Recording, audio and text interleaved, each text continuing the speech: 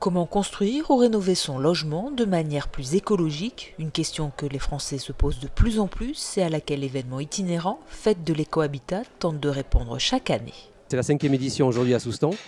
L'objectif, c'est de faire connaître les techniques de l'éco-construction, de l'éco-rénovation et tout ce qui va autour, c'est-à-dire les matériaux qui sont utilisés, les matériaux biosourcés principalement, les techniques d'isolation et aussi la gestion de l'eau, la gestion des énergies, la gestion du jardin, voilà, tout ce qui va autour de l'habitat et de ce qu'on peut mettre en œuvre pour avoir le moindre impact possible sur l'environnement et sur la santé des habitants.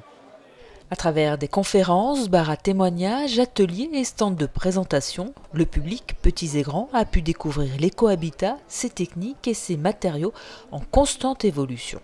Alors ça évolue, oui, en termes de matériaux bien sûr, mais aussi en termes de techniques qui sont très anciennes et qu'on remet au goût du jour et qui sont vraiment adaptées, telles que les enduits à la terre, hein, on utilise la terre de plus en plus dans la construction écologique et ça fonctionne très bien. La chaux bien évidemment, le bois. Et on remet au goût du jour des choses qui sont adaptées aux bâtis anciens notamment, aux vieilles bâtisses en pierre, aux vieilles bâtisses en terre, en torchis, et tout ça on réapprend pour certains à utiliser ces techniques-là.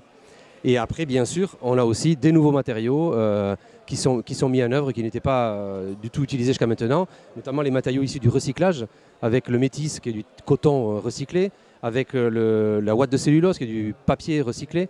Donc ça c'est nouveau et c'est bien, c'est intéressant.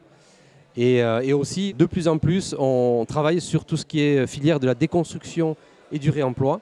C'est-à-dire que plutôt que de démolir des bâtiments, on va proprement déconstruire pour pouvoir réemployer directement ce que l'on a déconstruit. Voilà, donc tout ça permet de construire et rénover avec un impact le plus faible possible sur l'environnement. Avec des matériaux plus chers à l'achat, l'éco-construction semble plus onéreuse mais devient plus rentable à long terme. Si on regarde à performance égale, un bâtiment éco-construit ne coûte pas plus cher qu'un bâtiment conventionnel. Voilà.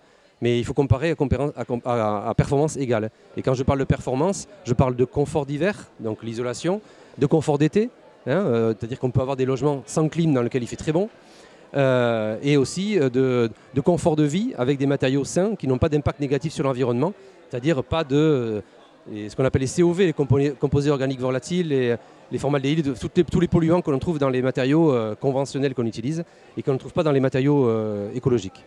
L'an prochain, l'événement fera escale dans les Pyrénées-Atlantiques avec toujours le même objectif, sensibiliser le plus grand nombre à l'éco-construction.